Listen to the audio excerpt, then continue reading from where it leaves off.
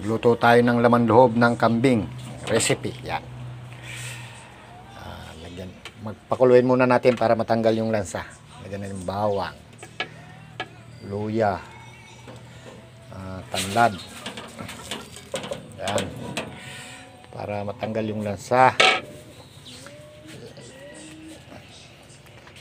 Lagyan natin ng konting soy sauce para manuot yung lasa. Okay na yun. Habang palambutin natin to, konting tubig. Mamaya ilalive ko to pag lutuin na, igigisa. Ngayon papakuluin muna natin.